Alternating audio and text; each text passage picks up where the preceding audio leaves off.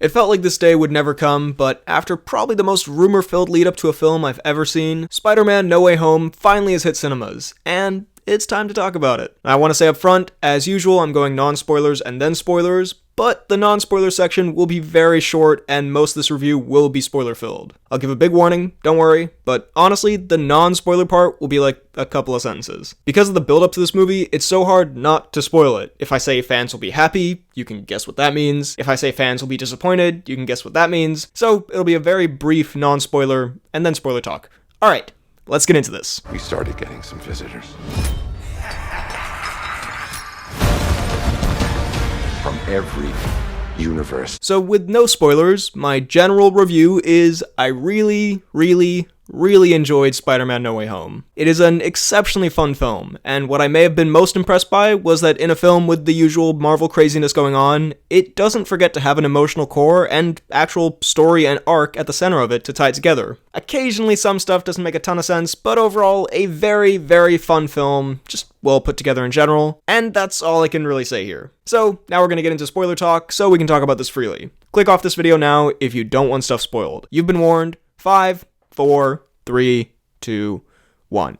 Okay, I can't believe the other Spider-Man didn't show up in the end. I'm kidding. That's just to mess with people who hadn't seen it who stuck around. Little classic Hizzy review gag right there. No, let's address the elephant in the room. The worst kept secret in all of Hollywood, despite Andrew Garfield's best efforts. The other Spider-Men, of course, appear in this movie. Tobey Maguire and Andrew Garfield and Tom Holland, in the flesh, teaming up, bantering, Spider-Manning together.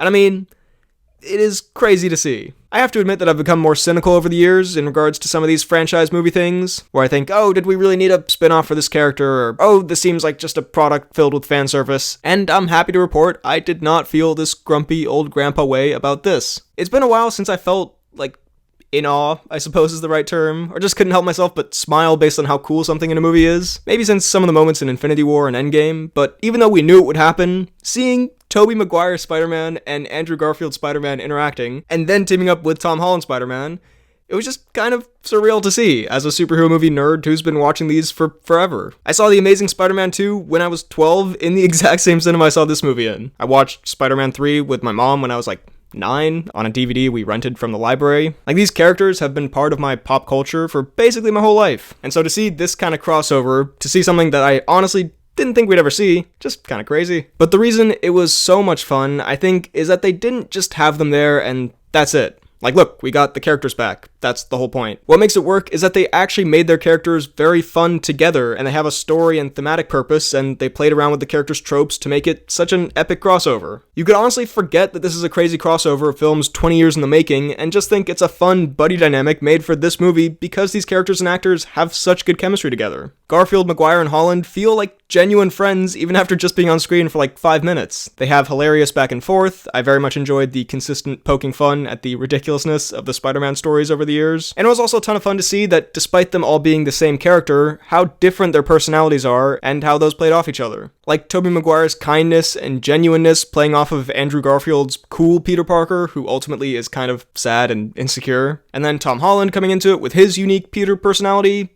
It was so much fun, and it even led to some pretty decent emotional connection between them with all the various losses they've all had. I mean, I could go on for hours about it and mention every reference they made and fun interaction they had, but it was just, A, surreal to see them together on screen, hugging, swinging together. So much fun when they were all swinging together, by the way. And B, they actually did a great job of making them a fun presence together in the movie beyond the spectacle of seeing them together. And it was just pretty perfect. The thing is, this movie is exactly what fans want. I've never felt more confident saying that. And like I mentioned, over the years I feel like I've become more cynical, and I do have some thoughts about this new trend in blockbuster movies of bringing back old characters and from other franchises and all that, and how it might reach a boiling point soon where audiences get tired of it.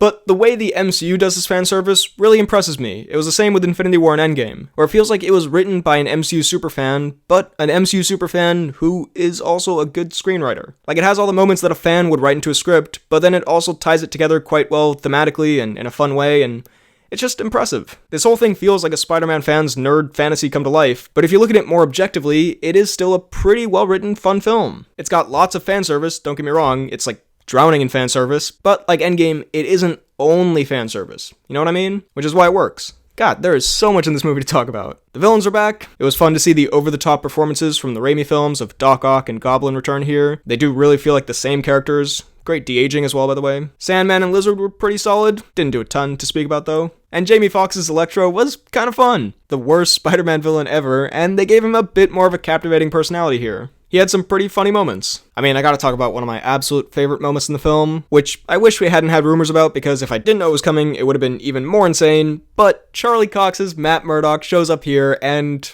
are you kidding me? The Netflix world is alive, Matt Murdock is officially in the MCU, we're definitely gonna be getting more of him. God damn, it was so cool to see him here. Made me smile so much when he showed up. He has a tiny role, but it was perfect. Him catching the brick was amazing.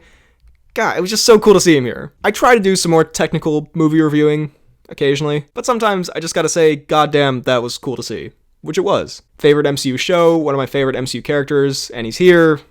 So awesome. I realize as I'm reading through my notes and script here, I haven't even mentioned Tom Holland, Zendaya, and Jacob Badland throughout, so I just want to say they were all great as well. They are starting to look a little bit older than, like, high school students just going into college, but they were great. They gave great performances here. Just want to put that out there. Now that we've talked a bit about the fan service stuff, my main point in the non-spoiler section, if you can call it a section, was that the film still had a plot and character arc, and that's what held it together. And first of all, on that, I like that it took time to have part of the plot centered around Peter applying for college, just because these films have been following his school journey and him growing up, and so despite all the craziness now, it's cool to see that they haven't abandoned that. That's how we got invested in his character in the first place, him being in high school. And it's also fun for me, because my age has been vaguely parallel to Peter in these films. I was in high school when I saw Homecoming, and now I was applying for college not too long ago myself, so it's just fun to see. Grow up with the character, you know? And the core idea of Peter's moral conflict of trying to help the villains, dealing with ideas of revenge, of selfish and selflessness. While I'm gonna have a couple of complaints about the story, it was a compelling core to the film that again kept some sense and direction with all the insanity going on. And on the emotional side of things, May's death actually gave me a bit of a lump in my throat. I think it's because, again, I've been following this Peter's journey since he showed up in Civil War. And Homecoming, I actually found some parts quite relatable, like when May is helping him get ready for prom and figuring out how to tie his tie, and little moments like that. I've really enjoyed and related to some parts of his journey growing up and his relationship with May, so to see her die was pretty brutal. And also Tom Holland's acting there was great. He should get an award for best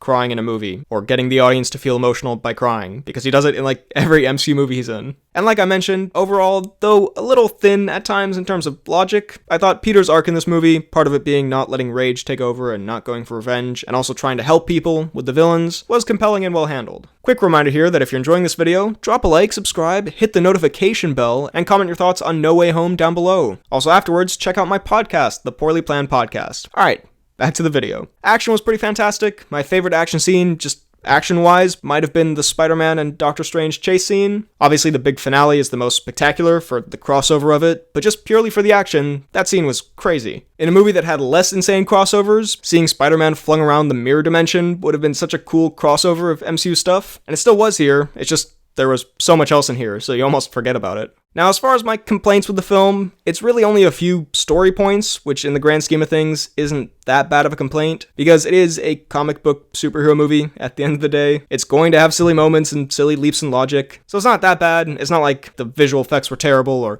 the plot was completely devoid of emotion or nonsensical. Just a few moments that are kind of nitpicks. I mean, there are some major story beats that did bother me a bit, and then just some minor stuff. The big one was the fact that the spell is messed up basically by how it appeared in the trailer, Peter talking during it. I get it makes sense for his character to do that, but for Strange, you wouldn't take any precautions before doing a spell like that could cause such damage. Like, I know it's almost played for a joke in the movie, and Strange is so used to all this stuff now, he's kind of casual about it, but the fact that it has such universe-altering consequences is a bit annoying, given that it would have taken Strange 10 seconds to just say, here's what I'm gonna do. Like, as they're walking down the stairs, he could have done that, and that would have prevented all of this from happening. It's just the juxtaposition of how silly that moment is to how big the consequences are that's a bit annoying, I guess. And then something that bugged me in an action scene, the fact that Peter Parker is able to one-up Doctor Strange within the mirror dimension is ridiculous to me. And again, I know we're talking about cartoon superheroes going through dimensions in colorful costumes. It's not that deep. I'm nitpicking too much. But this is about, like, the logic and power dynamics within the film. The way they play with Doctor Strange's power levels is kind of inconsistent. Because once we've seen him do insane stuff in Infinity War and Endgame and master all of these magical powers, the fact that he can't stop Peter Parker within his own freaking dimension because Peter knows geometry, you'd think there'd be a a bit more to it than that. I know he's not trying to hurt Peter, but when the fate of the universe is at stake, you'd think he could just use a spell to,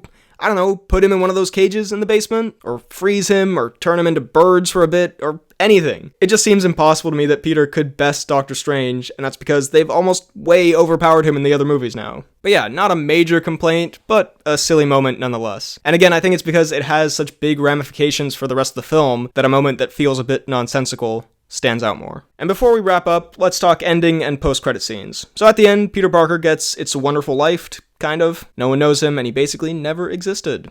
Pretty ballsy ending. I guess I like that his actions had consequences here, but yeah, not quite sure how they're going to continue this now. It kind of puts a bit of a roadblock in his story. I hope it doesn't bog down the next film, where the whole time he has to get to know all of his friends again, but otherwise, if they fix it very quickly, it'll feel kind of cheap.